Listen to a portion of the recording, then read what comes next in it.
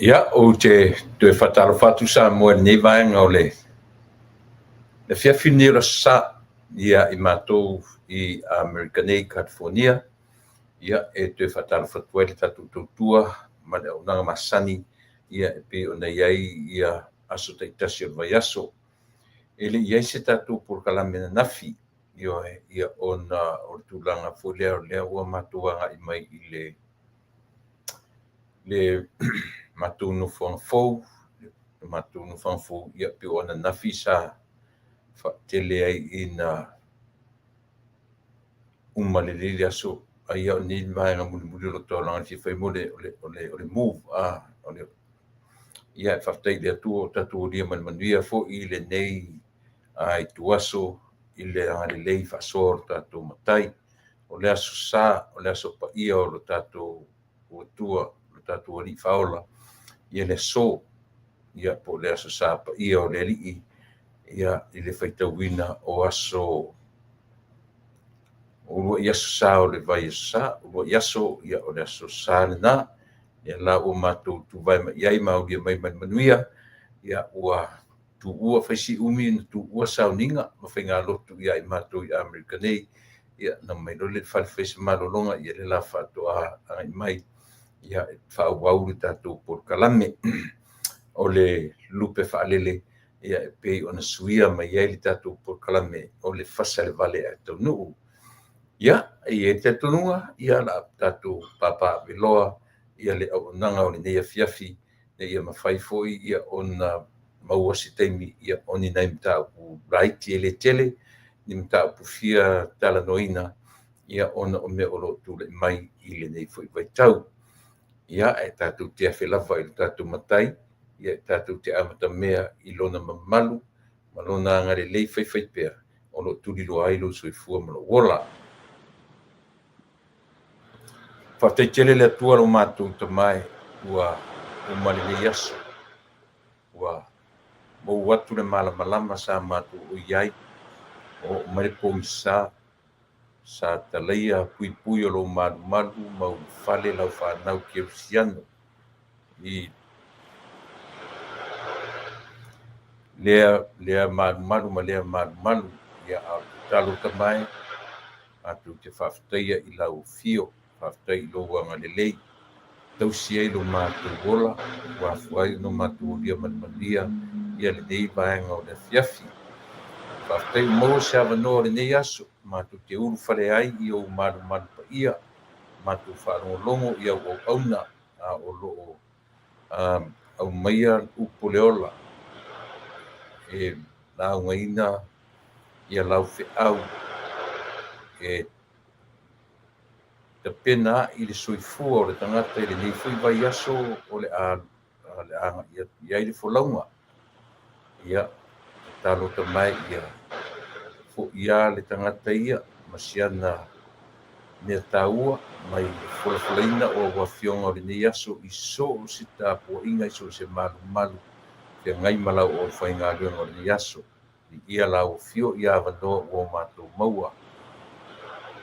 Maua tala tamai I lau au na tutofi na e tofia re taita I ro mātou malo ua anga I atu I New Zealand mo ni sa ili ngā malosi la tino ia e le o ia I lava se whakupoleina I o mātou tangata ua mātou te mautinoe te le o tu la fuaina le na e wala awina ma e tofia ia e taita I ro mātou anu o talo ia Whafoloa e lau fio le soifua maleola, maua le malosi la le tino, ia whamania fo I fo mai, a whengai ma sai linga fo I, ia o ngā fule ea o le nā tunu, ia wai se whasiri ngā malosi o le sa ili manuia la le tino, ia o le te talo tamai, ia maua no malosi ma toe fo iane I lo mātua nu e whaau tofi ma tiute pe ona e tofi ai. Ne yaso ia whaatasi mai ma whakaina I mātou uma lava e lau fio I na mailo ngā pa ia tautu rua ngā luenga matiuti ne yaso. Lo swafa Yesu mangalo ui mangalo mātou I lo alofa maroa ngā lei. Le toto pa ia whamarina o mātou le whanau sala Yesu o mātou o le wala awa. Amen.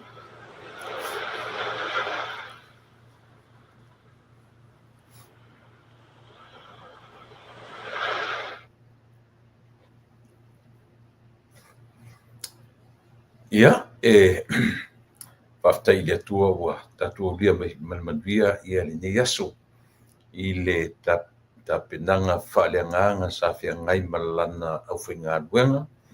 Ia pe ona ta ua te talo ia o le asoa i California ma territory i whiangai manei malo tele ia o le whatoa asosa i mato ia o vai atu la le malama na lila le ua matana puisa a matafuina vave puisa i mato ona masina le nei mai ai ia vai ngone sama po le tau mafanfana ia le fuila ua vave ona anga mai ia au le puisa ia ma fape foi ona mo watu le lai le nei vaenga o le nei tulangi o lo mato o au mauma mato no fuai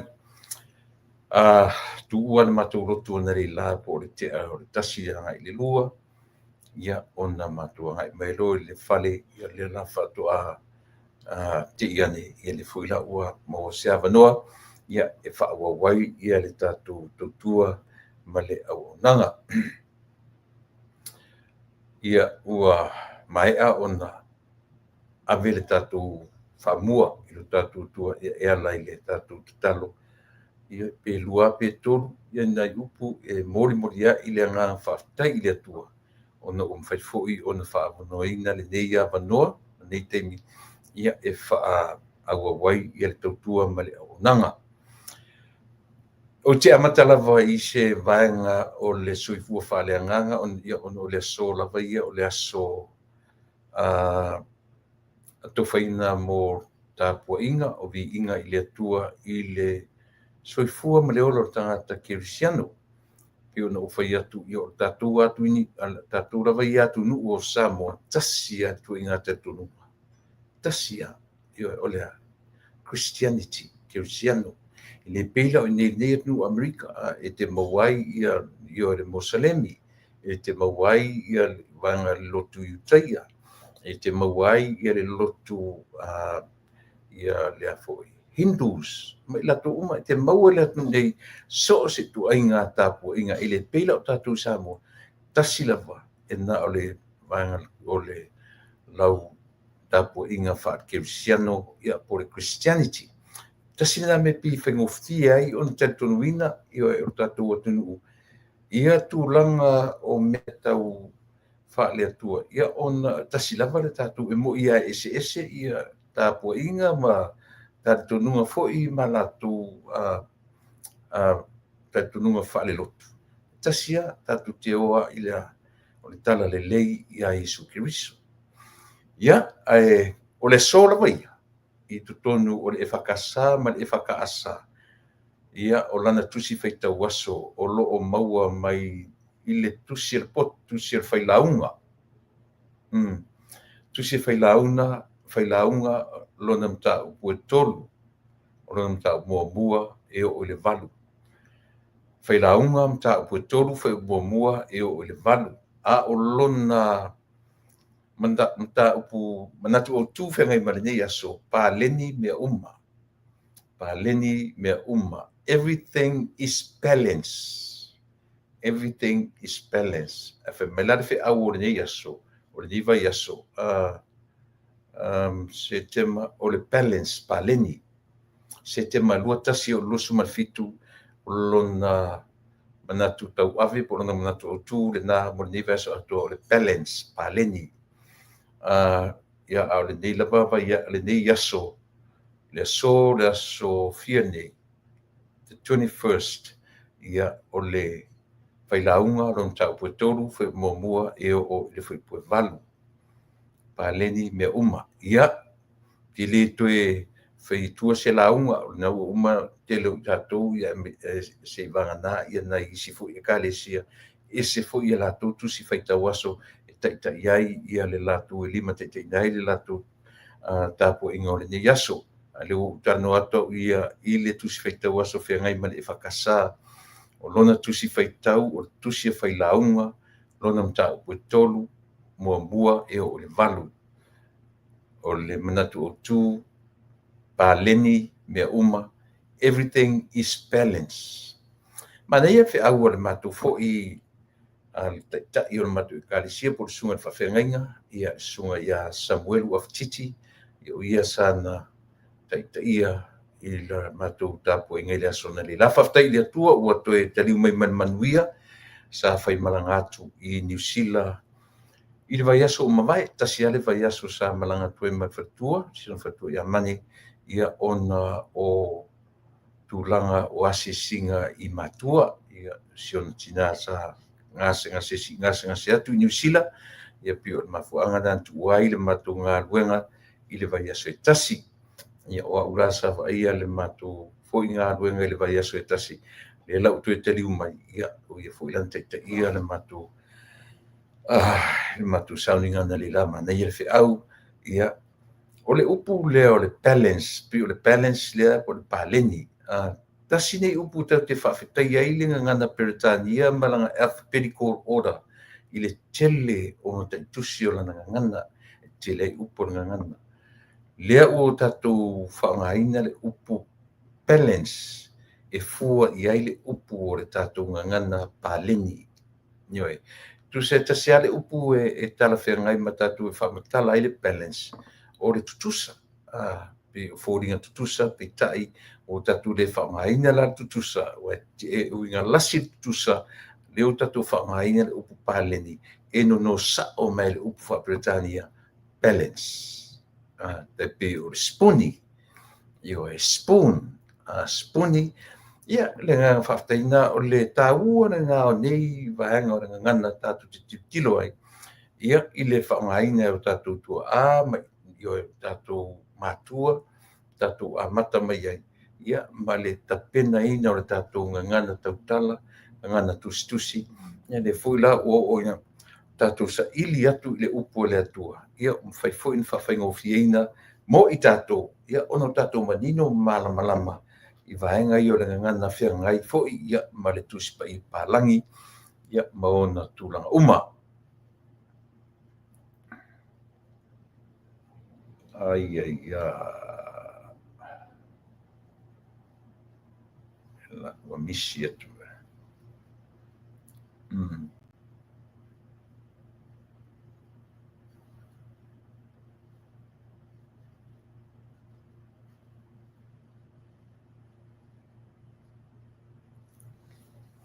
ia ai te tonunga sa moa alo maia la tatu ngā lue fo'i ma tatu tūwhai i ni nei pe tasili tūla o tatu tautua ma nanga o nei aso ia o la vale matutoe e amatai fo'i fe au mga runga masani o le vai aso lau tau ona masani tu le epa whaafatai li o sua ia le fo'i ua toe saufa iatu whaau au le tautua lau si ufonga o le tafo pa marurua tua pe a tau pula atu e tau whaitau atu nisi o tātou mtapunu i. Ia, ua mū mai ane matu whale ma le loa atu e mara umata i nea so na nafi. Ia, lea piu tau whaingatai o na tau whaitau atu a tātou turanga umai pe o na iai lea so. Just bear with me. Mole. Tau whitu i atu le whaitau ia maturanga whapena. Ia, whina ngano mari lie. O lea ua pe ua lena uta ua tua ia le matou wheau ana le la. Everything is balance. A leni mea uma. A le wheau le vai aso le balance. Te le lava mea tatu te. Tau te tala no le pa leni pin tatu whai tatu o mai i le ngana le tatu wa onga. Mai di tūlanga lua. O el intermediate, o el high school, o le whapaleni ina, o le equation, whapaleni ina mea uma i paleni. Ma ai fo ila ni mea tau whamasinonga. I ele mea fo i pese scale. Le pēla, o le whamoemoea i paleni le soifua ma leola. Ia o le aunga lava i o lo soifua whaaleanganga. Na ia la piu ina na mamafa ma lifa i ai fe au le sunga ia Samuel Uafititi na leila ia oa me pe whapaleni pe tau le nutrition ia ma tau sami whapaleni o foi numero ilo na whapaleni ina ia tau te ofo i mea a tatu ofo i le politics ia le vaenga o le ngana whapurikiki ta o le check and balance. Check and balance. O le nganga maurunga ia tāua le soifua paleni. A o fo ila I mo le tausia o le soifua maloloina. I tausami paleni. A o le tuli manu maua lunga ma le laua lunga o nei mea uma. O le soifua ma le ola whaleanganga o le tangata. Ia tutusa le ola whaleanganga. Maria ia o tele ia o ngai malua. Ai ei nei o na o ngai malua e masani ala na o mai whamatala le tala tu ina oka whau olo. Stasi fo i toa manu o le karisi e whakasa e le ngata na pule I tutonu o le korisi whawhaifi au I maru I tausanga e tele. Ia e tele fo I tusi o le karisi ana tusi er to ina lea. O whai langi le fōlaunga. Ai o siana tala fo la le o manatua ai le to tele o wona onga I le to ina. Le upule o paleni whai mai whaperta la to ina. A e sau fo ila I marua. Po le ale tūlanga o iai lo wata mai whaaleanganga lo wata mai whaapotua onga. Io e pe te sau fo io oe te sau e te nanu e whaale lelo whaasamoa, mea mumua. Nalana e su e tu malua o oe o le whaifi au Samoa. Tau lavala pe te panu I launga ngana Samoa e te taua o na paleni lau fi au langa e te alu e te whaifi au I lotu Samoa. Io e wato tele alo mawhanau fui na watu su e tu I Amerika, su e New Zealand, su e ni Australia. Io nei tangata ni otu I le leili whasamo atu e foi mai. O halu pe o puwafi le alu e whiorolo ai le nanu nei ro whasamo. A o mafuanga le nā. Ma le tala se tasi fui a wo sa ongai o le tu leia le tu ina lona foi teni o le mea tau ngā luenga. O le sapelu lava ia malau salu tu malau salu lima tu salava a le esu to lua e te sasalevao e te toi salua fo I le vao ia pi fa pena ia malisi vaenga o le paleni o le soifua a o ina fa kirisiano o le nusi pepa le silima a o le sapelu tu spa ia le silima tu spa ia le silima a o le tuspa ia le lima tau au le limanga vale ia o newspaper le ale winga o le tala ia e malama I le tu fafo ai sili fo ina e malama I le tu faleanganga paleni ia paleni le soifua ma le ola paleni lo wola I le olanga fale lalolangi ma lo wola faleanganga ia se me o iai pole ai awane I matele tatou le ola whaaleanganga, le ola whaatino. Ai le ngau I tatou le ola whaaleanganga. I le fōi ona tele tatou le ola whaaleanganga. Ai whaisi vai o tatou malama tatou le ola whaatino. Tā ua o le mea nā. Whai mai le tala I lato. A e malama le whaaletino. E sili atu I le malama le whaaleanganga. E sili atu ro malama whaatino. A e malama foi la I whaaleanganga e te loa le leila e ola I le whapaleni ma le soifua ma le ola whaaleanganga ai le o le te o lono winga e te taua o na paleni lo soifua whaaleanganga ma lo soifua whaatino ioe o nisi foi o tātou kerisiano whemele ai e tau ana maualunga le soifua whaaleanganga nei lo le ola whaatino mea ngā ringa te e na ila ngona o le loa le tangata whapaleni lona soifua whaaleanganga ma lona soifua whaatino whi au nao le so ioe pino whi atu ia nao na uto e pa ia I le tusa o le whi au sa whawhengai man matou fo I le sunga whawhengai ia Samuelu of Titi tai le atua ia uto e whi loai ma lau sunga man whartua ia ma o fo ni ia wanoa le lei ia atu te whanongongo I mani manino ioe ia a ua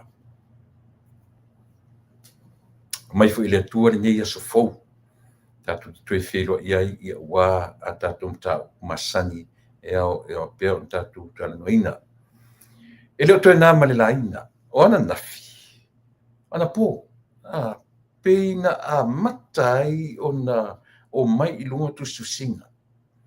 O tustusinga e whaatupu vedesi. Io e. A o neila, ia o lea whaatoa official ai. Ia le au mainga o le whaalinga mai le official pa le mia. Lea ua tau whaita umana ue lungo penga tu whaanangi o le tuua e le li pa le mia. Ia le atu nuu mō tonga fitinga. Tonga fitinga whaafo mai I New Zealand. Ioe. Wa le aia se mea o le soifua nei, le ola nei. Na u tō whaitau uma, finally, lea whaatoa au mai ia se pepa whaamatalanga mai I le official pa le mia o ina. E confirm mai mea uma. O tustusinga a newspaper. O whaasoloa ina le whaatuatua ina e lo tātou atunu. Ioe, e lipia, le whaatoa au mai le confirmation. So o le mea sili len tāua. O le mea sili len tāua sa moa I le whaafonga anga a le atunu. Ioe, le anga ana au mai le lei newspaper. Ai au mai I lungo ni au wala, le lei mani au wala matango fie whaatino I nai lo lato whatiute.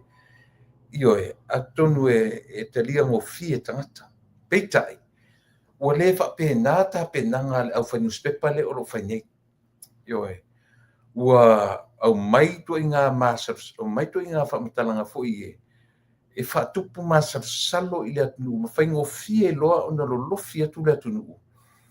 Ia I lātou e le langolango inga, ia le whainga malo. Ma la lafo mai loa tala sili o na le manea. Taru wai. O whainga rā nei a newspaper tatu anu. Ai mai sean, e tau, o te toi le, o te le toi tau tau atua, le newspaper e ana, winga ia o lo whai pia. Pei o ana po, o te I lo whai tau atu. Ana o musu ai, se I o pe I le so. Se I tau whaatari tonua, po whea tonu, se mea o ta oto ai, le moni mai whamaoni.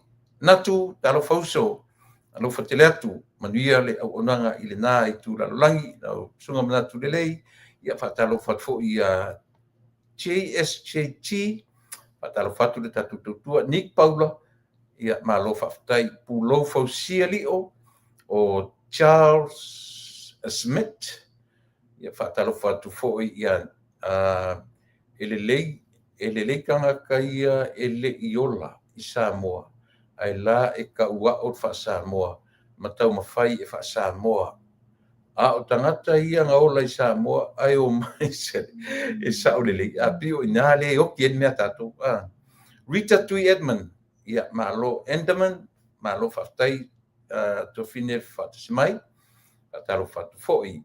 O sei au te whatualii, fotualii, whatalo whatu, lau sunga tule epa, whatalo whatu foi le tautua mana unanga, ia sei au te fotualii, o loma isa ako, to God belong all honor and glory, ua angalelei ia Samoa. So let's cover Samoa's new Prime Minister and his cabinet. Malo whaftai.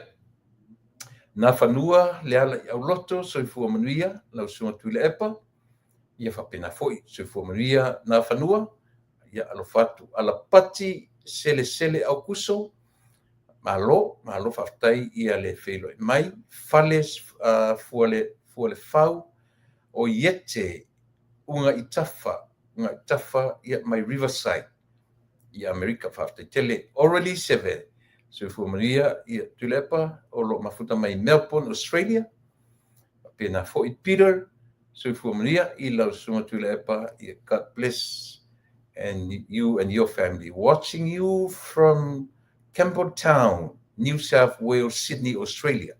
Malo Peter whaftai ia le wheilo mai.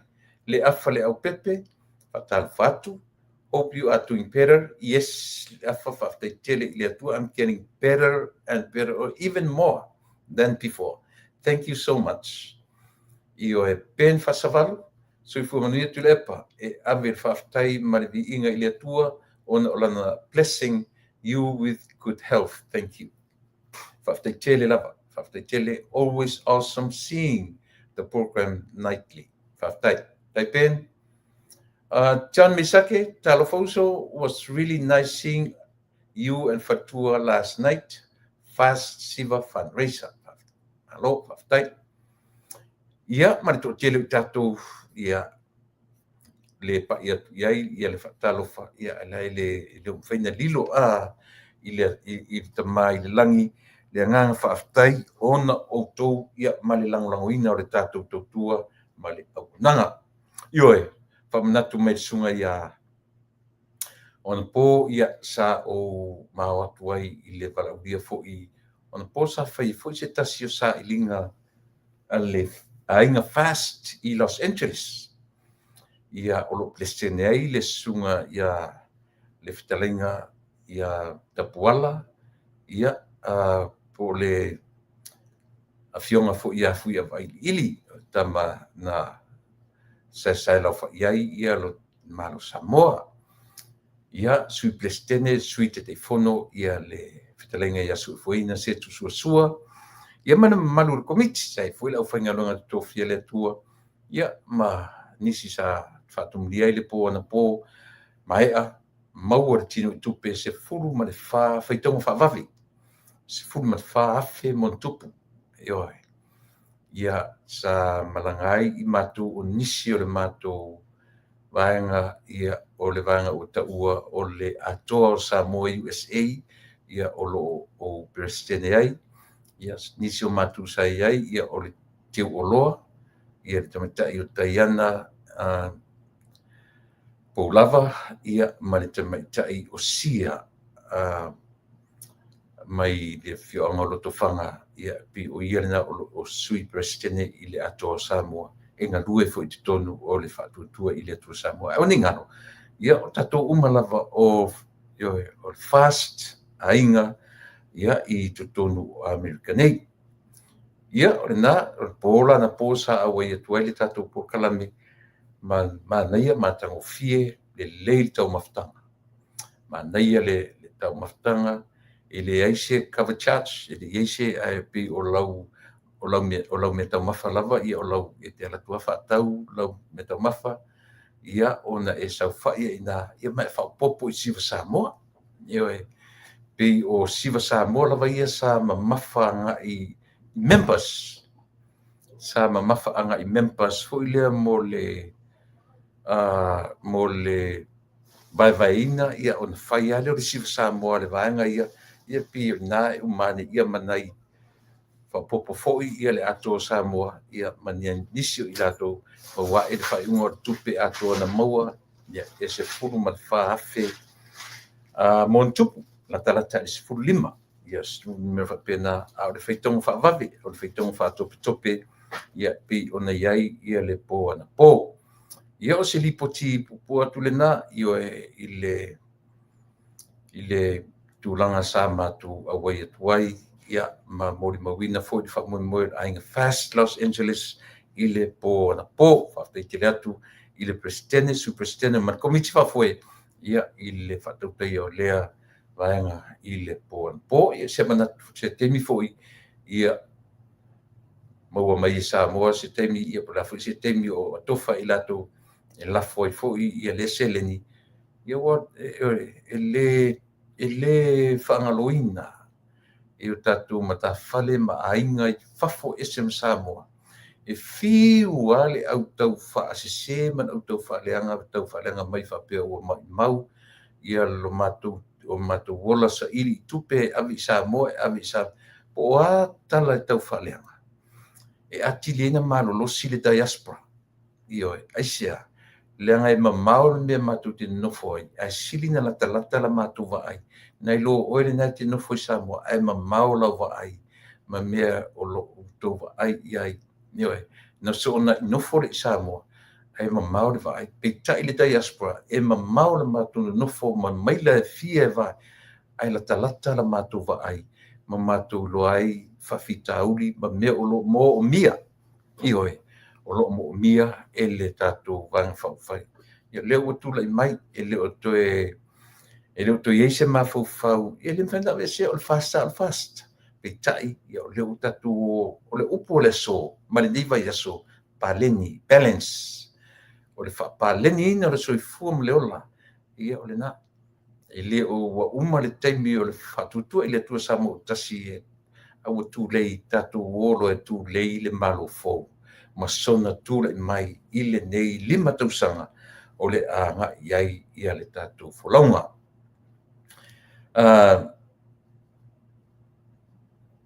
Leana o amata tu sa mo le tūlanga o newspaper a le tatu o nuku. Ma ona tūlanga le maalofia o lo whaia i pea ia tūlanga le tūlanga i ua leo tūla i mai o se. Le ngana o whaia tu newspaper lea. Lua newspaper na ia iaso o lea. Samoa Times. Ma le observer. Nā ruaru lea pina me i New Zealand Samoa Times. E ese mai pepa na malo o le afoi, o le sabani. E pio le observano nga taminitinga no tato i menei o tustusinga i o e. Ale winga rana o le tala Samoa. Wa le tasi le lua upu matala. Ai le pea lo matu tui pea o le newspaper lea. E mulia e lea whato a manino le tala au mai sao i le mena a mai ma te tonu o I le pepa whamtalanga mai le official palemia o I te tau na sa wai le tala moni to a mawhai e rola ia ona tala no atu I mea o lo tule mai I Samoa. E me se lava la o tu ai ngā mea whapea o le saili ngā malosi yo e se la tu whentai. Le fu tatu manino Samoa. E iai lava la ngā tupe o taimi, o airfares, accommodations, o fees, ma mea uma, ai maise lava. O te tatu, ai fo I le atunu neo Amerika, I le lato puipuia o le lato presidente. O fo mai pito sili na tamamai o le larolangi nei. A o fo na fia tu la fono, o lo ia pito sili o na le lei Amerika. Pe o tangata ngā lulue o Amerika, tu fo mai, o lo ia, o tangata nei, e ave e Amerika I lo latu te tai. A o fo I whare mai, o tonga fiti pito sili na tama mai, fo mai. O latu nga eva aia I le prestene, ale nei atunu. E te tonu fo I la, o I fo I le whata oto aia atunu uma le lalangi. Ave le latu wha mua e tutongi le waalele, e tutongi I tonga fitinga, e tutongi ia mea uma.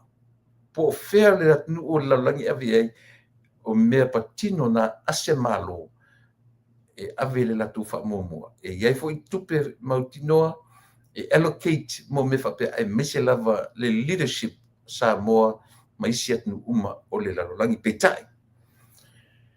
Ua o le mea sili na matanga, o le tau mawhai o le newspaper lea. E tau mawhai lava I se mea ia lape la pea ia le au unanga ma lea foi, a le malo fou ua tūle mai I le taimi nei. E iei tangata tusitala nei tu tonu. Ai o te tari tonu apo o ai tonu ar tangata o lo nofo o ia lo uwa aia atoa le newspaper. No ufa alongo fo I le li fiti. Intia fiti na ia. Ai o te le tonu o tangata na langa isia. O le tangata fiti. A o le tangata Samoa e ngake overrulinga le pepa lea. E le mawhai e tangata fiti intia lea. Na silia e santala. Pe aluatu se tangata Samoa e tusa ma le tangata intia lea po le fiti lea. Vai. E le mwhensau oe hai wha i tu au wha pepa matu ni Samoa. Langai upuia. Na e aru le fiti, pe ioe. Whapena whinga, o lona mui, o te le tua ia tangata fiti le i tonu. O te le tua ia. O te tua ia lava tangata Samoa, o loo iai tu tonu o pepa lea. Po ai e whaatumutumu iai, e iai le tangata e lunga atu o le, a whapeo le chief editor, le lava le tau ai. Ia le fiti intia lea, e ira le sangata e sili atu na maua lunga lona tūlanga, po le pule au ua nga take a leo le whare tua o le li o sano malifa, e te tauna ia overrulinga, overseeinga pepa atoa lea. Ai le o le tatu o mai whape, o te le No, I don't blame that. God damn, too low. Ngangana. Fiti in tia polale ta uile tangata. Tele ia iso manatu le na tangata. Tele lo manatu tangata a whapea ua ngase wha le mawhau ia seli i o savea sano marifa. Nei, sui fua manuia lo na whatua. Mauti noa o lon whatua te tauna i owasia inga le mea atoa. Ai awhai o le lape le wa ai i ma i oe. O nā whaina i langa te lelo na fianga. Te le mwhaifo i o na tā uai ia le ainga atoa. Ai mana tua fo. A whanau no mai fo i le sunga i le li i le Minister for Business le te mene. Ia le sunga i oe. Le sunga i a whata. I oe. Ryan Schuster. Ia langa o siona anko. O le anko le na o le li o whata Ryan Schuster. O le maota fu o sa vele na whai ia i le whaafe. I oe. O le lato, o le lena whaafe ai ia le tato i le temi o le roadshow. Tau e te lea ti tanga o mea ia. I oe. A pau ala le tarusanga. Leanga e vai. O le te lea i o le mea o le whatupu vevesi i le atunu. Ua tele tala i tau whai watu. Ua tele na sau noai fo ia le sunga le li pale mia o Samoa. A o le i filfilia, a le i whai al palota. I lea, e tū le i pēr, langa o le mea tonu le ta o le whatupu vevesi i le atunu. O tustu singa newspaper lea. Ai te tau pēla ona mātou tū lei pēr. O te le tū lei al tangata ese o nai pule. Ngai pa pe chief editor po le alava le ta uai. O te le te ria inga u ta ua na intia. Ai ai se tangata tau i ele vai. O le fatua o savea san malifa. If not, o ai la tangata po le afine, malon to olua, o ai lava mai. E iai ia le tangata e te tau o na overseeina ia le mea atoa. E sea, le lava la o ina o i mea o ngai le te tau mamatanga o fie ini tu susinga se newspaper.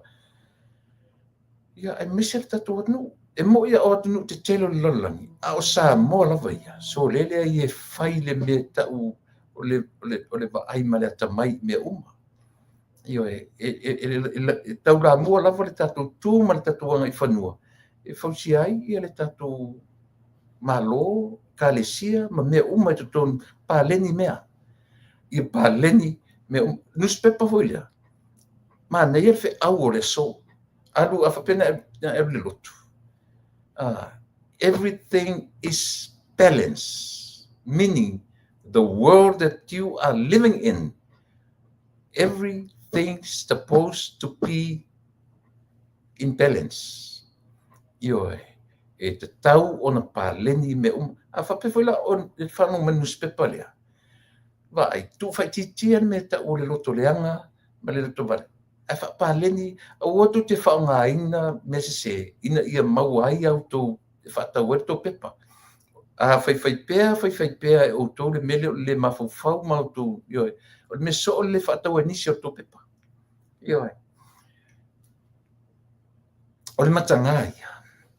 Na tō ole pu e manisi usi ole, o le valele. La me tu te tūtū ma mau i whape. La me tu te le matua o i o tawha pu e le ata o le pari. Pe a whape o tangata e moni lau tūtua mo samo. O i o tawha. Pu e le ata e whape, excuse me, let me take your photo. Vai. E le se me leanga. Pu e whalele, pu e ato le valele. O le mele o latu pu e mai le tūrai o le valele tūlo. Langa o le mele le ntupu. Feta ngofi matu e mai tusi mai letters fo i o le kapani valele.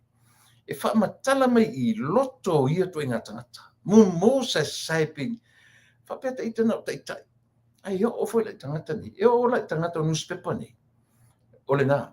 E le mawhaina to ai titia la mātou ngā luenga. E tu i pēa i loto tau wha leanga le mele whai. To o le tu te lon mo siu. E alula pu watu langa o le siusi o le valele. A tu wa ela ni mo le meola. A whapete alu e pu e siusi o le te povi tulo. vai mo povi a tamo e osela yo e pasa lau sava mato e marsiusi a e pu e atuala le ato o tu marsiusi o sava tutu e sava to e mo ngutu mo mata ma foringa atu langa fo le te tiro ia ai ana e alu le fai to ala sa vale tu e to tonu le pale mio le yo e o na te ma wai me moni ma fa maoni o le mela na te mau orto fito ai matala le ma fau le tu o e lango inga ia le fainga malo na o tala fa vale ana e vatu esia langa e mata nga o to fainga o fai yo e tu te leo mai e fai se me sili na ia no la ele me tau langi fe meo mai se fiar fani ma no fo le le tu o fe wen o fe tu pon mena e a fu mai auto nei yo tu te leo atu e whaingi tala ina ia longo le le ma wha longo ma lo whangi ei o tu ele atu. E tu atu whaitala. Ia le la lau whaitau ina atu. Ia i le wha Samoa. Pio na whaiatu wha malie. Pe a tau wha le tono atu le whaitau. Ia ona ele o le luala ta mata wha mole mole. Tu ua ele pale mia le atu nuu mo tonga fitinga wha fo mai i New Zealand. Ofisa o le so upu lua suma lua setema lua o lua lima. O le awa uli ana nafi lua suma tasi setema lua o lua lima.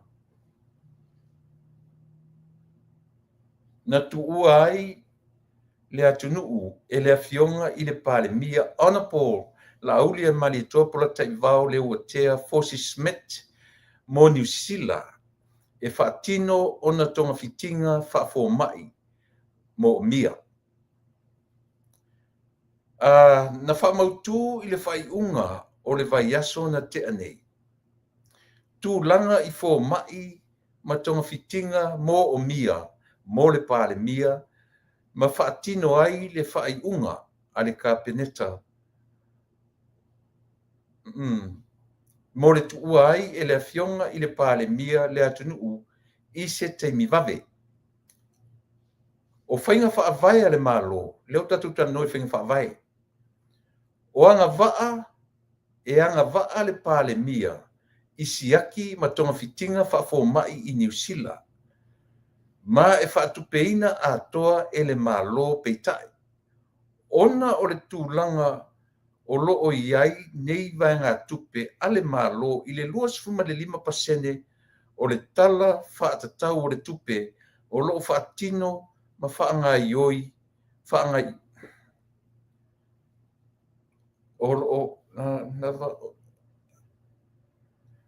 whaatino ma whaangai ioi ai ngā ruenga a le malo. Ua fina ngalo ai le pale mia, e whaatupe lava e lona ainga pa sese o waalele, tau o tonga fitinga i New Zealand, ma pitanga mo le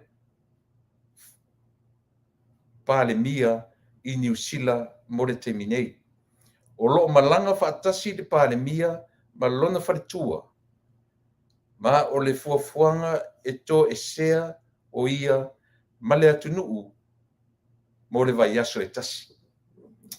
I le Whaperitania, o lo le Whaperitania, Prime Minister departs Samoa for medical treatment.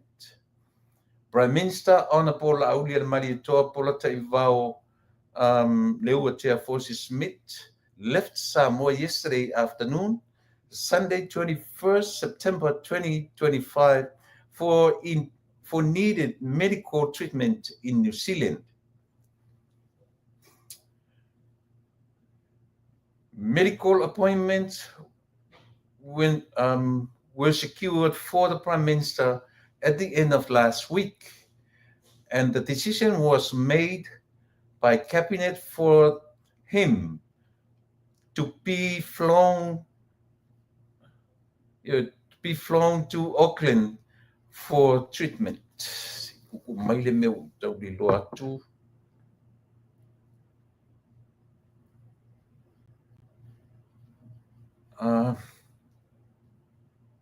A proposed government policy for overseas treatment, the Prime Minister entitled to overseas medical treatment in New Zealand fully funded by government.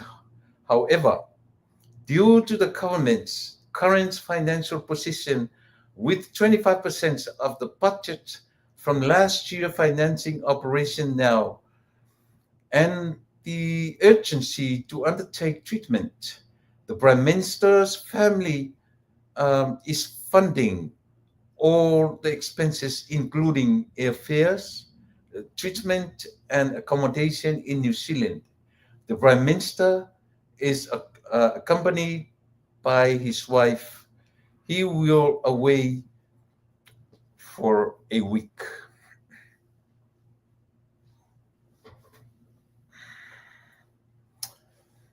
Talo faesole. The Prime Minister's family is funding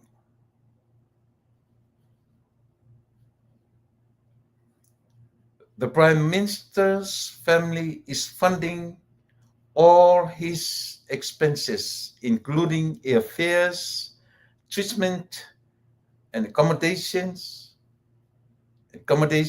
in New Zealand.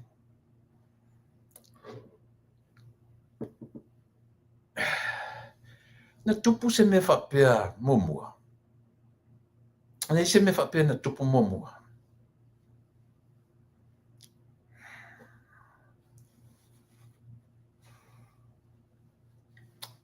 Ia, o fia whaitau atu, o le sau lunga, the government of Samoa. Ele aila se me sasi ai. Ele se me se ai le whaupunga lua mai. Ioe, ele o sau se newspaper, ele o sau se observer, ele sau se isi lava mea, e tasi ale me len sau ai le whamaumaunga lea. Le o whalau atu ma le wha Samoa, ma le wha Britania, ina ia mawhai o na wha maoni, le moni ma le wha maoni, o le tala le o sau tua. Le au mai lunga o le leatherhead ale Malo Samoa, Government of Samoa, ia malanga loko, 22nd September 2025, Prime Minister departs Samoa for medical treatment. Ia rau manino. Ile peila o le tau mate len tau mate mai le observer. Na au mai mo mua tau mate. Sau tua so mai ua whapea, so mai. Ioe. Ai le ai mase mea fuli le whamauni ai ua lua. Pa ua leo lana men whai. O le saue au mai me whaatupu maa salo I loto tangata. Ma pu e mai ai si usi ua lwalele. Le tula I ua lwalele. Wa le matua alu e pu e ato mai le ato lwalele ma pu e mlele mai tonu le. Ai pi alu o le amatanga leo lana whasala lauma. Samoa, o le pau ale o le mea o te fia whamanatu atu. O atangia I isi me ta use ta I alofa. Le asau sila, le asau vai. O atangia I isi me ta use ta I moni le alofa I sona atu. Na isi te mi whapena roitu le epa ia na si ngā ma ina iei, whapena wa ai e ma le alofa I le atunu. Mea leo te whetu I uto Samoa. Le ana o whetu o le 25% lea, o le opu na sawai, o le tala whaatatau. O le tala whaatatau o le tupe, o le 25% lea. E whaatatau mo le taimi lea na vairua ina ia ma le taimi e whaangata ai ia. Lea la o le wa ai al tangata moni ma tangata alofa. Ta oto le tupe ale atunu. Se ia toi whaamaunia se tala o le tupe, mai to tonu o le parliament, I tupe tele le parliament ale Malo Samoa o lo iai. A o lea lava ua ia whaao ngā ina, lona ainga, talo whai, o lona winga. Talu ai foi ona o le wa aia le ainga wa ai ma le lofa, ioe, wa ai uto. E le malo lo I tangata roto leanga, la to wa ai foi e ni tala la filosofia I lunga, ioe. O le lava ua tiklea mai e le malo, o le ofa ale ainga. Po o le sunga le lauli, lon fatua malanga whanau, o lona ainga extended family mai la tau e arolofa, o lea ua latu ofa ina, latu te tutongia, all expenses, not some, all expenses, including airfares, treatment, accommodation, mea uma. na ia se mea whapena tupu momoa, i se taʻitaʻi o Samoa. Vai na o mea fau a mea ia tura i mai, sa oi tura epa. Mi tura e fesili tu e i le afo, e fesili atu i pe e a sana ma ai whatautonga, e whai metala tu i, ngā mea fau a mea, o fe e kokong, vai ia, tasile mea fau, papastoi, tasile mea fau. And you never did, this one thing, ina ua e tau, una ua e sa whai me. Te le i ai so teimi, ma e manatu ane whapea, a mea to tongi o e malo ainga se expense one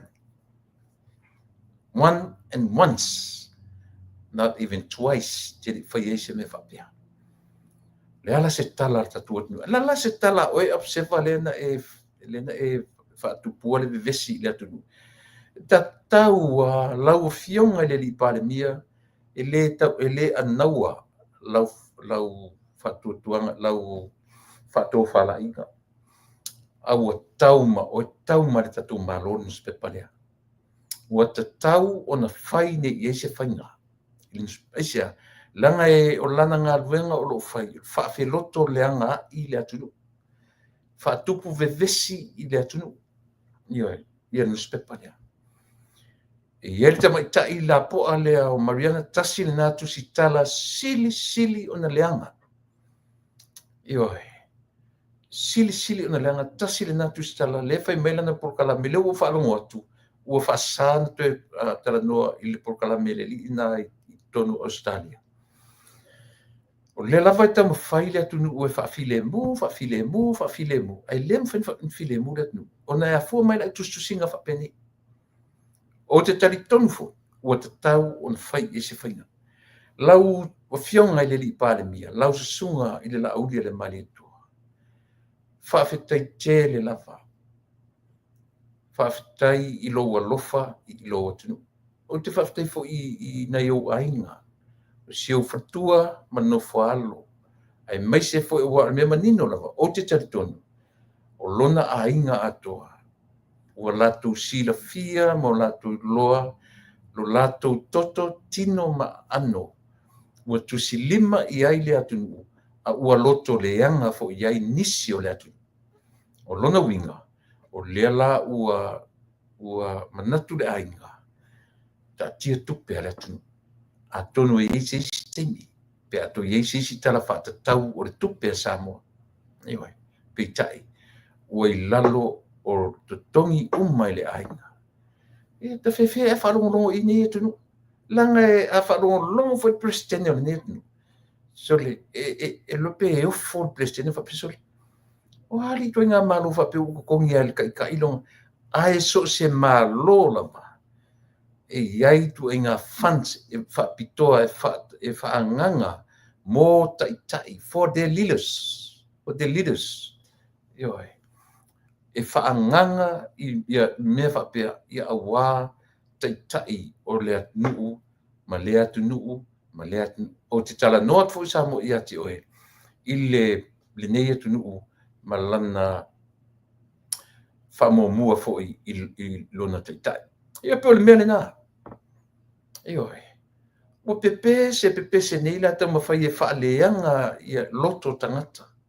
O le mea le lo whai ni tangata. Ia vai la le langa mai isi tangata le mawhawhawha mai iwa. Lea ma lea a opu sili na leanga soli. E ke le fi whai kau i ka ke whai tau oto e maniti e lo tatino. E a fua mai fia. Ona oto inga tustusinga whapene. Vai o Samoa. I sala tustusi atu te teri ni wai fiu nus pepa tau whaleanga malon i le teitai io e a fini mawhawhua nisi atu te teri Samoa. Sita mai e tunu ua. Io e te tusi nei e loa uma e Samoa o ele na tusia mei. E loa uma e Samoa o ele na puea lea talea. Io ala mea ling, ki loa, o kai ka foi a leanga lo kaloko kangaka. E alu du foi sore o ka whaki. E alu du foi ka pia, la ela ka mela ka maua lea ko inga me. Au ia ko inga kangaka whape, se mai la o mea ni whaavavau o whapenge ia loko ngi ko inga kangaka. Lea le mea ua whape. O lea la kou kala la whaingi, lea ua mai le wha maoninga o pepa tustusia. Lau pepa wha matalanga mai fia, au mai tu tonu o le whainga maloa Samoa. I le mwhainse se. I le mwhaina pepelo. I leo se pepa mai le observer. E mwhainta tu masaromia le pepelo. I leo tu susinga mai nisi a tangata. A o le tusi sao mai i le malo o Samoa. The government of Samoa. Me se manino. Se manino. A foi o se Samoa, a foi o se Samoa te le palota i le palota ne o nei le fast. Ia e lone. Se tangata na palota ia. O le tangata na palota ia.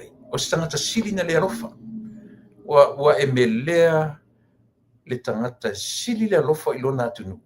Le lau e wha maonia i pepa le lau pepa o whamtaranga lea. Ua au mai nei e le tatou malo. To wa ai foi le se me tanu no ola mai. Si mai to filau e tia sana. Si mai le se mau minstan si mai. Si mai le li foi le foi si mai foi le tino. Le foi tele auto tala tele tu per malo na lu singa mai. Ale tino. Io e. Ia male au mau tele mau minsta ile temi o le hita pipi. Papastui. Io e. Na la tu fa pitoa le va le au mai ia papastui me Samoa. Io e. Ale fo tele tu tala fa mai o ti el pare mi fo Samoa mai. Ai o mele na mana oi si sa we fai na ivi io ti le private jet. Kano fai so. Ia. Na me ke le aru o tu fa no tu la le tu tongi e pare mi le private jet. Tu fa no tu la tu. Affairs, treatment, accommodation. Le ai ma se senne la tu. O fela le me tu te pepese ai. Sole. Ana fa apea o o tangata le tu susi le observa. Ai fai tau le melia. E sili lo waru ngoa lo ua i se yo fa mangoto o il samilan moana. De uri pato yo e. Lang o tala ngai fea ngai ma o ele tu tusi i mea. Ano no lo uru se ma fa mangoto o il sami. So ia ke le mafau ma e fa tupu ve vesi le atu. Langa e fe vai upu le anga i ua lafo tangata. Io e. Vai upu le anga i ua ta lafo tangata. E a fuela. E a fuela tu singa le mafau. A foi o oelen tu susia me le mafau ia. Alu e no noa lo ua se me mafa fa mangoto o il sami. Io e. Mena tau le maua. Mena te tau tala foi na fe ngai moe. O le tala foi le fe ngai ma o tau ia. Ia le observa pe a fai ele mfai o no tau au maia se me mo no fo le lei o le tunu. A le ma fai no tau fa no fo le lei le tunu. Ma fa tupu le ve singa i le tunu. Au no no alo ua se ma mafa i se me mafa.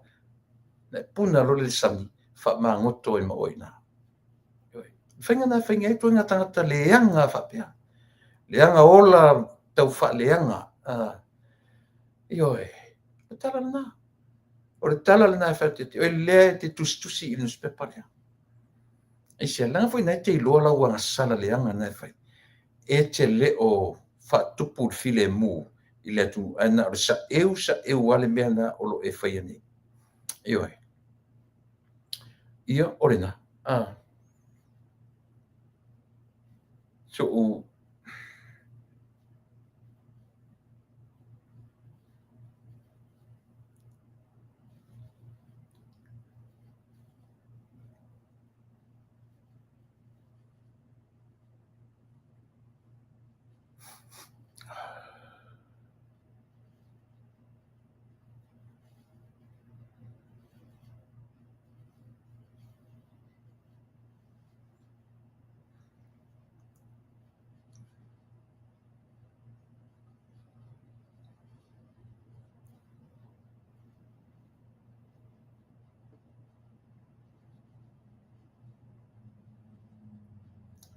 ia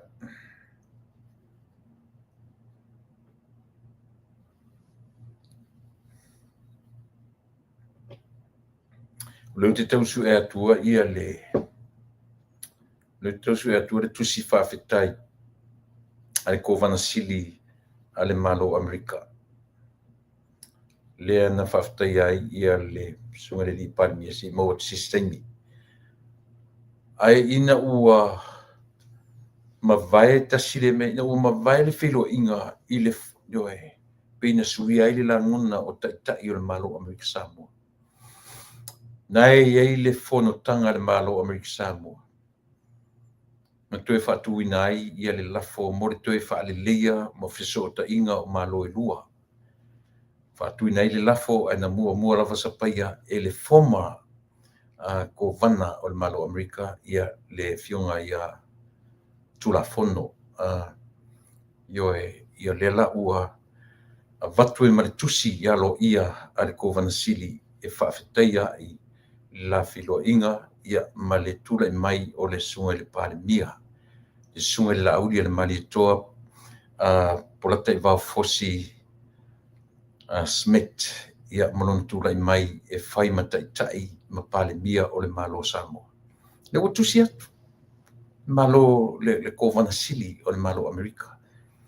Whawheteia fo i le malo le nganga na mafuta tuai i se urua i whatautonga o le pale mene o Samoa i sona wa ainga matangofia o le lato fo i le mo le mau. To aba ai fo la i o lea fo i taitai. I se mamalu na iai ia lea fo i whatautonga. Ai solo mua lava i o tātou watangata. I tātou watangata nuu mai lato. O tangata sili nei na leanga lotu. Ai wo fia le lau toi whai e tua whapalangi. The Prime Minister's family is funding all his expenses, including airfares, treatment and accommodation in New Zealand. Mea oma o loo iai to tonu New Zealand o feu ia inga, accommodation o mea no nofo ai, o feu ia inga, o ta avale o mea ai, le ai se senya le malo Samoa, a fua i me lau amai.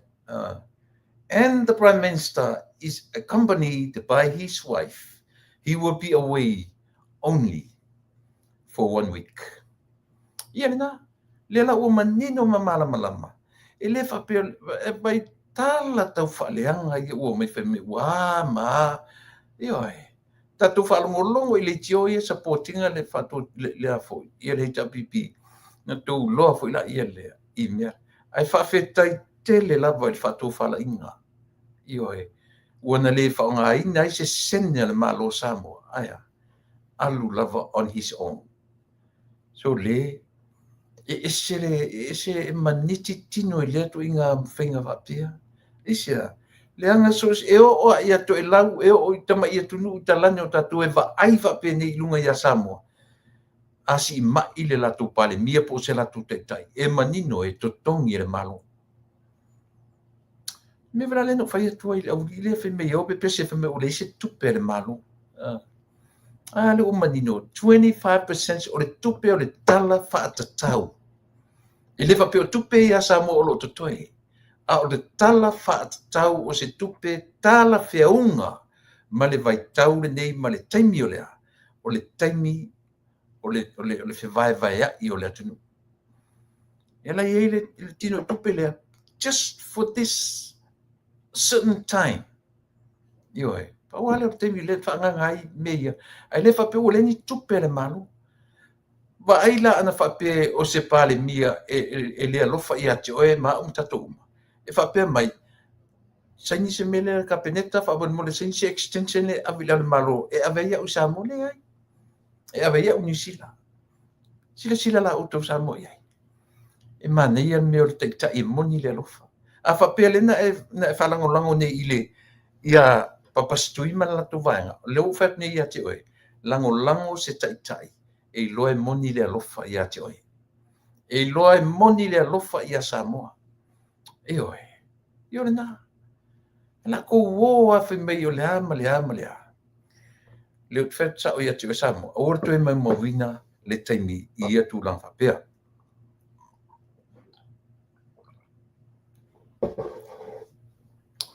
Ia. Pe o le nalang o leo te tau whaisu e tu le tusi o te mana e lau atu le tusi lea. ia ai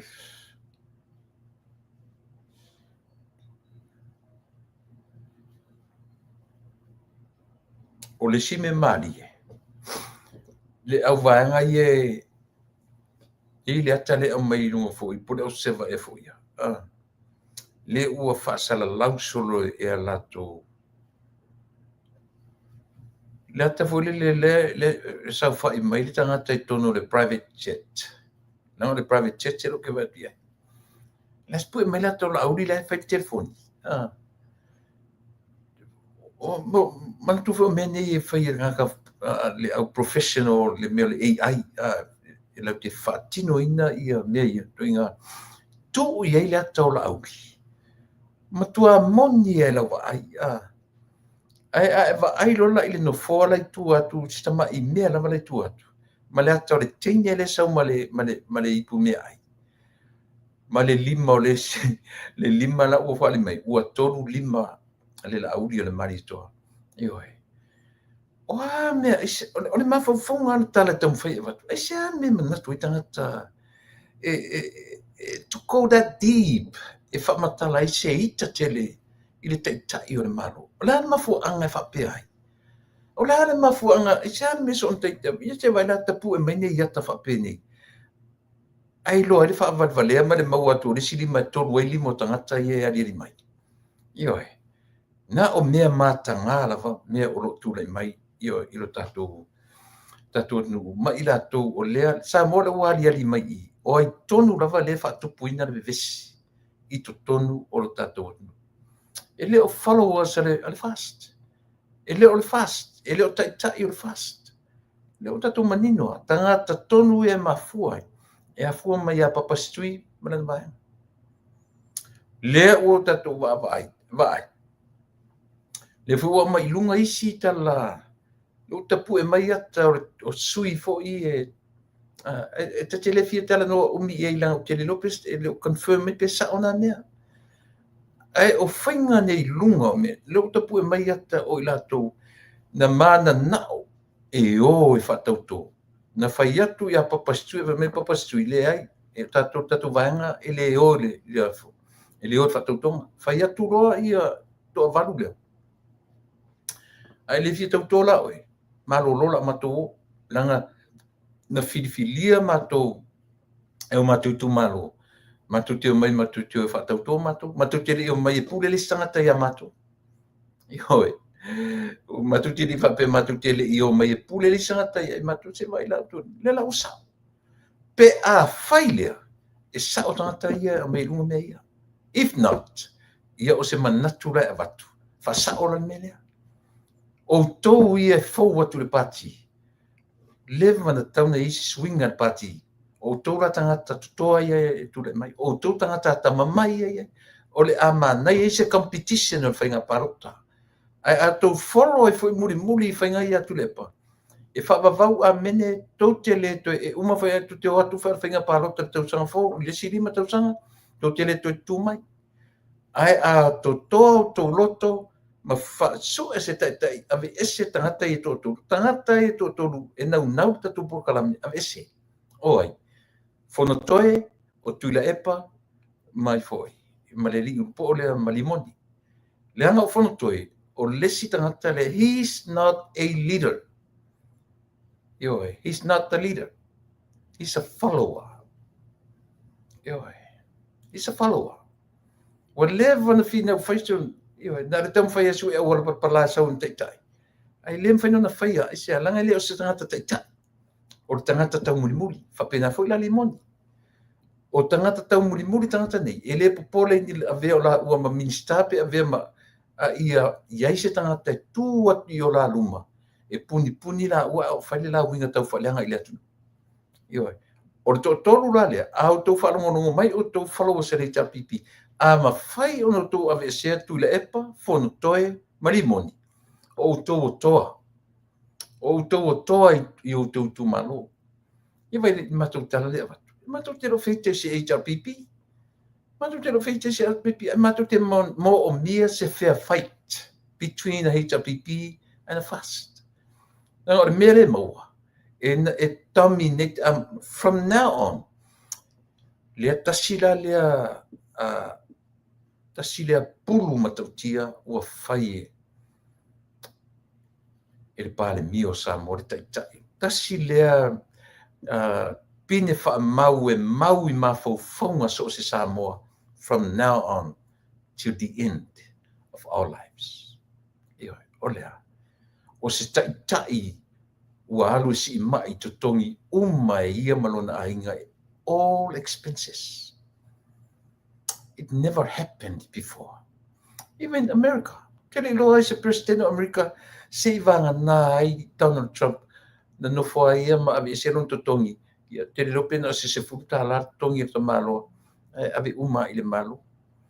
That was before. I don't know about now, but pauna de mena fai Donald Trump ia ile ne malo.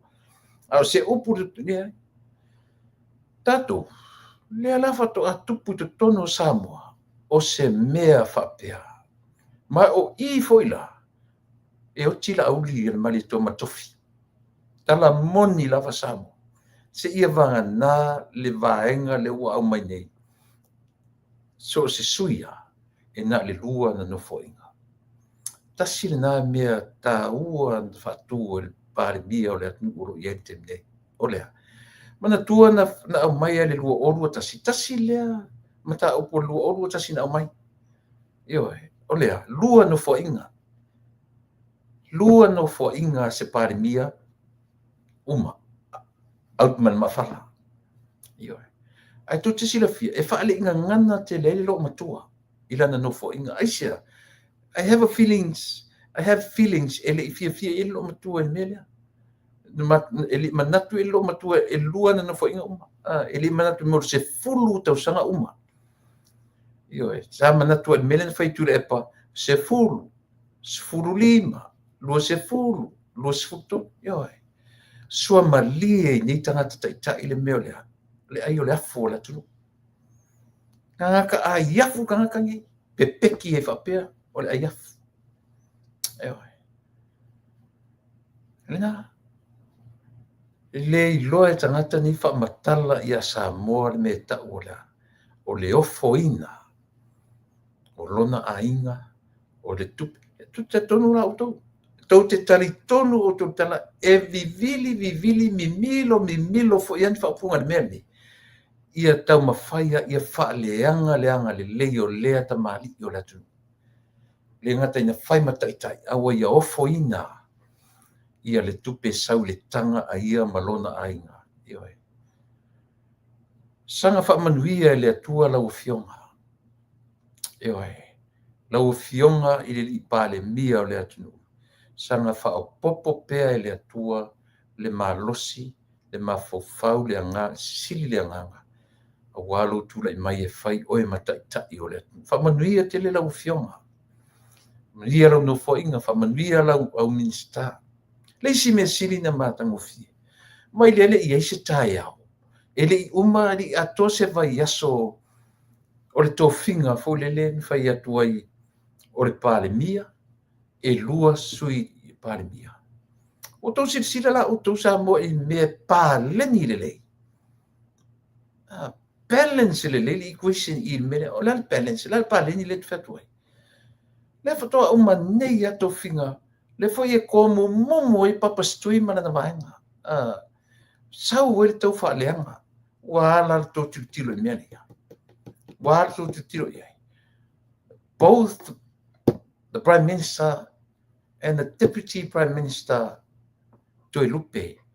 Le oi whawhauma. Le sau Toi Lupe anga I po Amerika e po Europa le sau I whono tanga tai o malo. Ioe. A le walua e to le wau e se uma pandemia, male sui pandemia to fia mo le nei lua man afa tausanga. Wa neila. Oila utu le mai. The third one. Ea. No fatu ele I fai vale ina ele atua mea. Ele fai vale ina ele atua. A tu te mai foi ma se me count ai mea. A leo te fai atu fa mao ninga Samoa. Ele I ato se vai aso se lua vai aso talo ona tu le mele malo. A lea ua fa tilo tatou Samoa ele atua. Ioe. whaamatamata le tātou e le atua I mea ia. O lea, tātou te le fia le rua sui palemia. Ua, o ele ua nofo e vai le malo te minei. Oi, palemia fia. Iwa, sfulu. Ia le nā. Palemia lona tolu. Vai o lele I o lona teni activaina ia. Be activated ia as a deputy prime minister. Lea ua tūla I mai. Isia, langa e tatau o na iai se sui taitai e nofo e taitai le kapeneta mai tutono le malo. O mea fuafua fuafuanga poto na ale taitai malana kapeneta. Ia le nā. Awa ana le nei la se sui pale mia e to tolu ai. Ia e tau te vai fo le mena o le mfaina fa fosi. E tau ala na nofo. Pe afa fo la o malo winga tau fo la no filisis. Ai le leila o le filinga lana e tau tiro mai mata o ilato o ai le la tofi mai o ta to le la tofi mai e le tofi lo le si fa le fifi le tofi lo le si fa le ole afo le na ole me ole afo ole fili fa pena io ole le ava no sto fili te me no foi la no ele ole ale meo le tapena I luma atu a ole I tula I mai fale tonu. I o inta no meia. Ai tali tonu mai o tu samo. Tau te o e fo I le vai aso lea. Ia, tuli fo I le vai aso. A ole tai awa enga. Tātou te va ai fo I ni whainga winga ese ole aso ma le pepa le la obsefa. Lau fionga le minister. Lau fionga I le prime minister. Ia po lau fionga le li pare mia.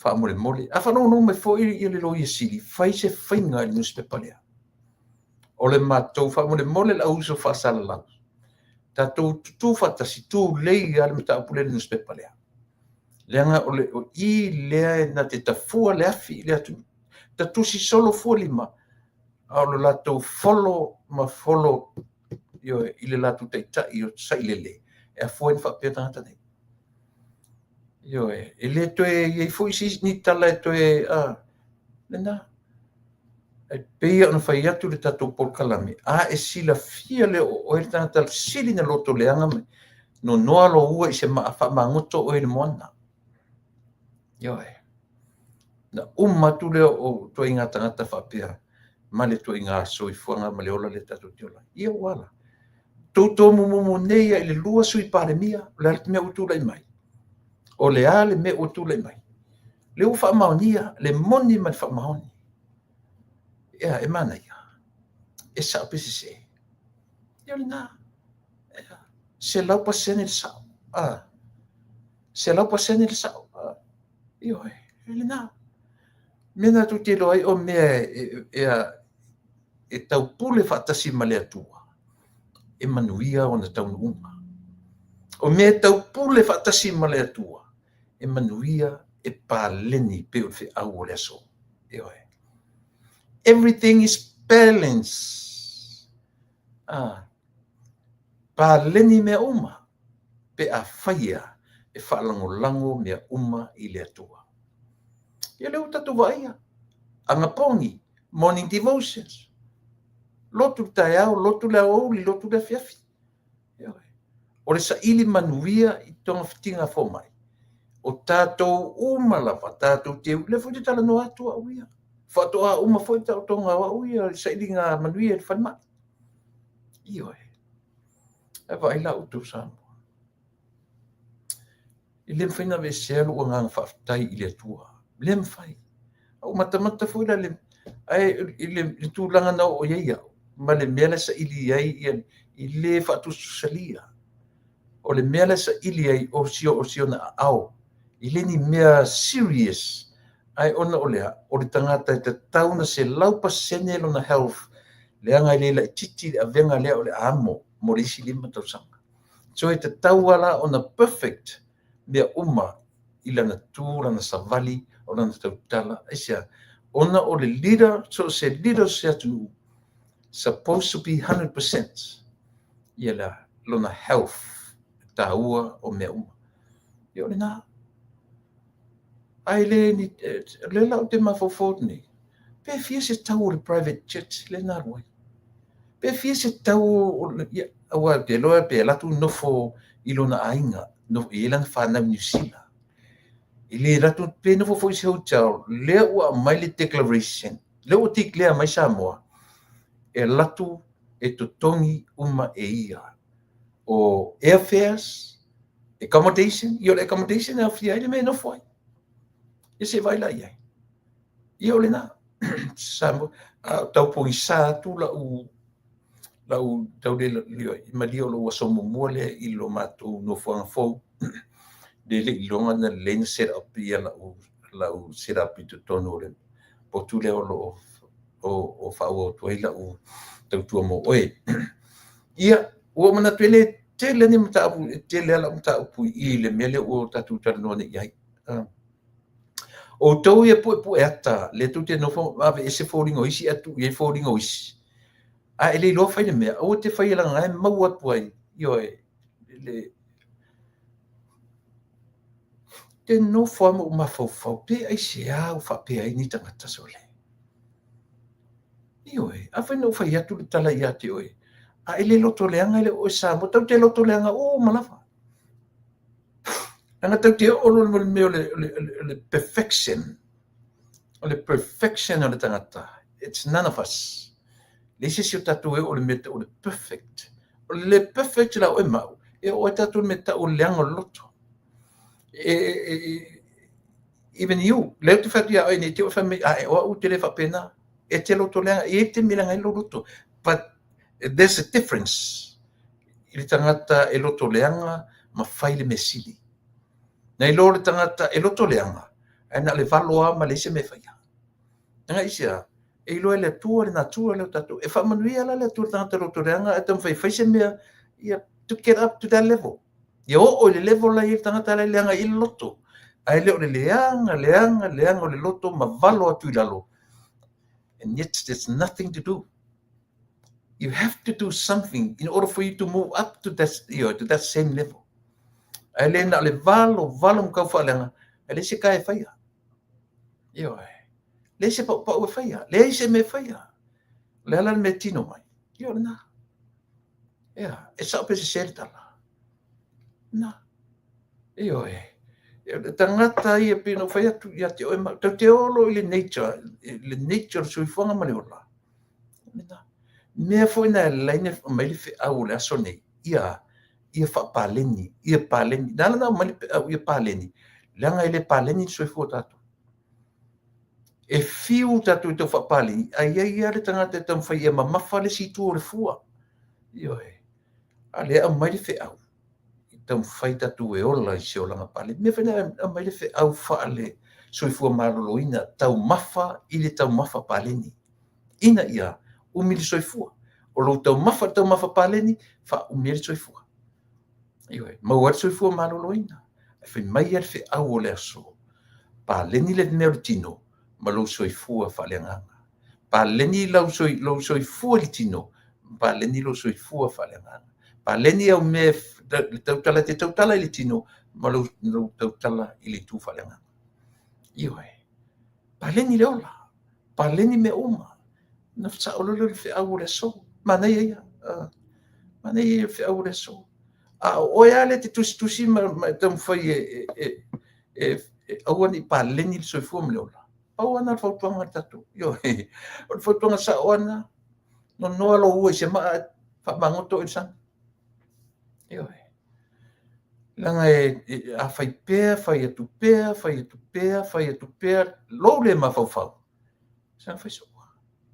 Ia le na papastui tilo po le ase me te counting ai le mele o fai ele minsta ele prime minister Samoa. Va ai se me manaia. Va ai se me manaia te tango fai ma se me monin fa maun o te fa fau foi si me sil what Samoa watch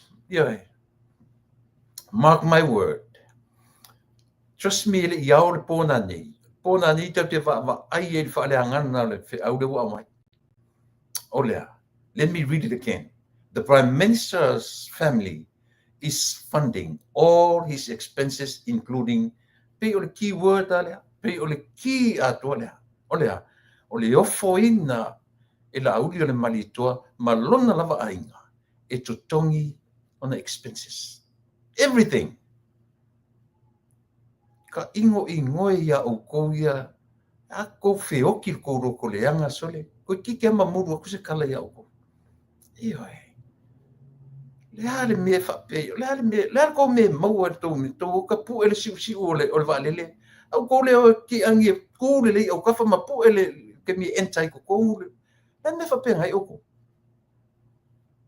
au le fa tu tala anga ko e pu si o se povi anga o povi au in kamo ki o mai kulo kamo e a fa me fe o le povi e sava uma o nga vai o le povi malonga ngo foi ako ia whaila se pu e hata e roe fia pu e i le siusi o le valele. Io e. Ana. Tui ngā mena e mau e auto. Tu te leo e pu e luma, ma pu e ato mei au tafa le valele, pu e mele ingo le valele. A tu o pu e mai tua le siusi. Ka ingo e sole. Ka ingo e sole. Io e. Ana. Fai whalelei. Se ia miu whalelei ni whapaleni soifuanga. Palengi le ko menga kuskusi mau ko loko lenga o le menga ki ku ue le longa ke ink i to tono le newspaper nga wa fa makala mai lu ku nga nga wa fa matala mai lu ta mama lu tina o fena e fa na we o le nu na e fa na wai e te fa matala mai e oe le mena e a ongai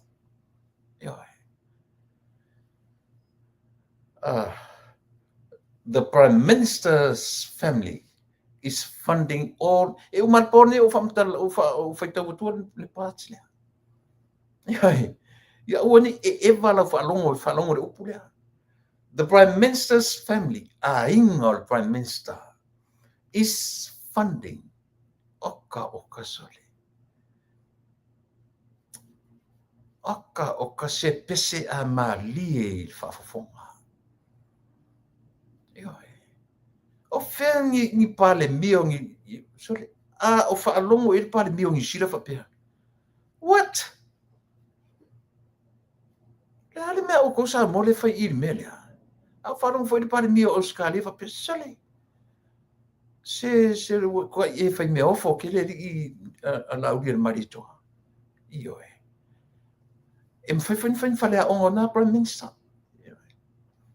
fa le o I said, first time on TV, first time in history. Le meolia. Me foi le na fai le o le prime le president o America e America first time in history le meolia. Tau sanga o le li le tongi e tongi president o America. E le tupu. Io e. O le tu langa le o fai ne la au le malito. Ka fio la sa fai tusio o le tunu o mai fa.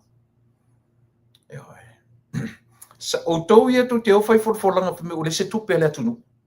Le ai tiro le whainga o le tala au tu o le tupe sa mo o le tupe whaanganga mo le teimi lea for a certain time e le wha o le tupe le lai na la toi fono o ka peneta ia whai se extension o le tupe lea e wha o wai to tongi o le malo whalongo le mai oe le te tau whaleanga ma wheme o le se tupe le malo whau ma soloi tupe le malo ma walunga le GDP alu lalo lai te alafu te lele final te lele a foi ia le reserve le foreign reserve le tupe i fafo te le feita biliona te le GDP ai a fua ona whapea le tupe ua uti tupe o le tupe na whaanganga mo le taimi lea na tuu i le malo tausi i le mawhaina toi apa le malo tausi e whai se exchange o se tupe e whai ei o la toidi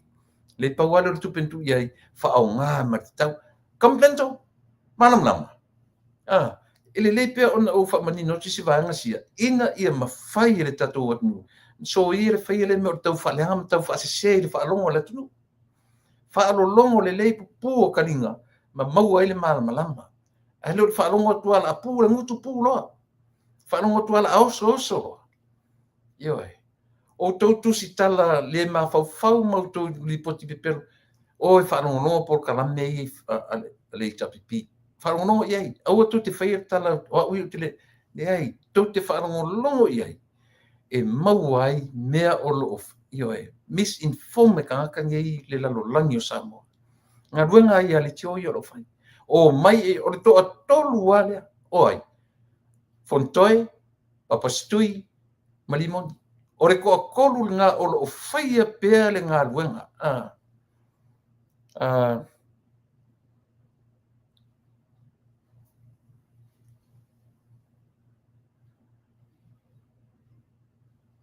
oi le la fa pe mai fa tu o le minister ele iai nisi o observer ai o leo e to alua sa of savili na puenga ata nala pu ele leo e fa su se utu ele le pulu e fa pa ele observer le anga observer na mai mo ata i fa fo e o observer na mai mo ata le na pu e mai si o vale yo saula lela manino o leo savilia la fatua minstale mai ele mele yo faftai lela ua manino atu le vanga le ba ai auto ku ko wa mi valea leu fat sa orta ku ko wa mi o fengia mi o fangi o ko ngaka la ko sanga loko leanga ka ufia ko kikia o mai de fala au mo sa ai anga o se meka ki sa vali o valo loko leanga ki ka feo lai longo winga ko ki feo ai mo so le ko ka ulanga ma feo ai so yo alwa lu le pasaya pa ele afilia ko sanga loko leanga lo ko le malo nada mela sa fai foi me fa kai o le o mau le ava no e alu ai pa le mia si shaki lona ao ele ni mai to ele ni mai tunga ai olea leanga any leadership po ai le leadership and ola to et tau on 105% ia le soifua maloloina io ma fu angalna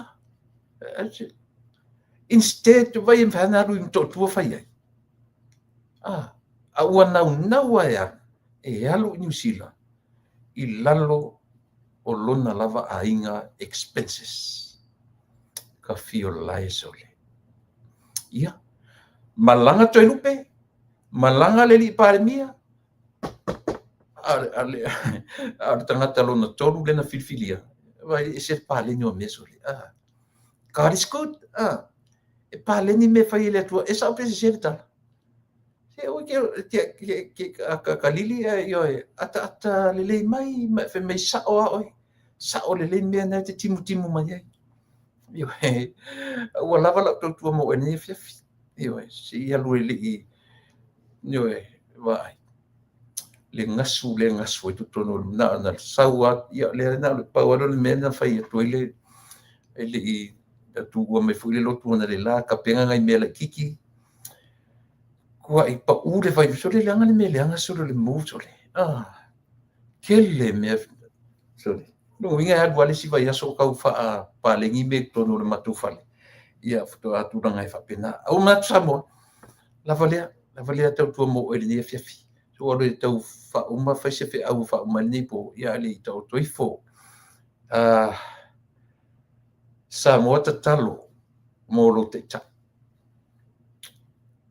mo te mau le tunu talo a fai lo tu moi manatua le fionga i le tamau le tunu le taita yo samo ayo manatua la sunga le la ulia le maritoa malan masiofo masiona fatua o lo sima yatu i New Zealand o tofo na New Zealand se asiane ana o nei le tu fetoi o leva na tu wese asinga yo o ne asi i le fionga i le pare o e tumu e farma tumu e farma i lo atu fo i la tu nei yo tu sape tu te tapu i te talo i fafo o e tumu e fafo farma te fu e mento wata se i lo le langi o se ta i lo famia yo te talo mo se manuia o Samoa mo na te ta lava na tautua mo e i le nei afiafi tatu toe firo i le aso atai au pe apule alofa le atua e avatu iai le malosi ma le ola loutou ona masani o tui la epa faafetai li o sua ia seʻi alu tui la epa e faisana feʻau ae leʻi leva le po lenei afiafi tatu filo i taeao loutou ona masani nei soifua ma ia manuia toe filoa